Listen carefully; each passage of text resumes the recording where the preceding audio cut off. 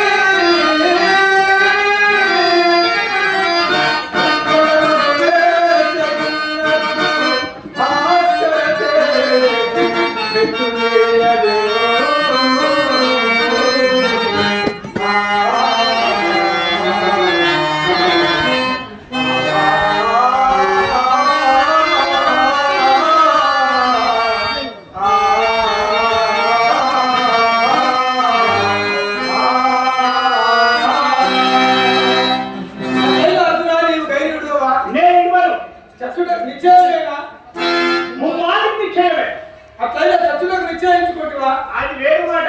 దేవాలయం నిర్ణయం నీవెట్టు చేయగలవు. ఇక తెలిసినది. అట్లా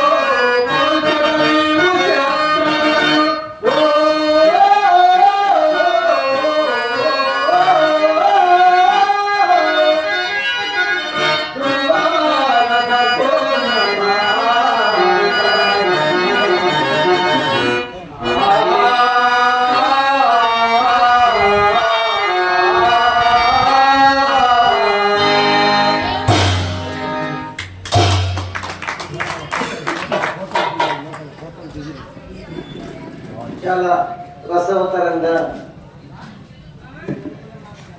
ఏమంటారంటే సింహంగా ఏమంటారు పోటాపు రెండు సింహాల పోటీ ప్రపంచం అన్నమాట. చక్కటి గాత్ర సౌలభ్యంతో ఇద్దరు కృష్ణాస్తయ పోటాపోటీగా బాగా నేర్చుకున్నారు. ఇంకా ఇంకా నేర్చుకోవాలి, సాధన చేయాలి. కళాభివృద్ధి అనేది ప్రయత్నం చేస్తే తప్ప మరి మట్టిలో మాణిక్యలాగా తిప్పుదేశాలు మిమ్మల్ని ముందుకు తీసుకొచ్చాడంటే ఆ క్రెడిట్ ఎక్కువ మటుకు వారికి దక్కుతుందని నేను అనుకుంటున్నా. అంటే గురువుగారు ఎంత చెప్పినా మనసు అంటూ మనకు ఇష్టం లేకపోతే ఎవరు ఏం చేయలేదు. మనసు ఉంటే అది కష్టమైన ఇష్టమే, ఇష్టం అనేది ఉంటే కష్టం ఏం పనిచేయదు. ఇష్టం కనుక చక్క చేశారు. వారిని పెద్దలు దేవస్థానం ధర్మచక్ర మండలి సభ్యులు పెద్దలు శ్రీ విష్ణువర్ధన్ రెడ్డి గారు వేదికకి వచ్చి వీరిద్దరిని సన్మానించవలసిందిగా ఉన్నాడు.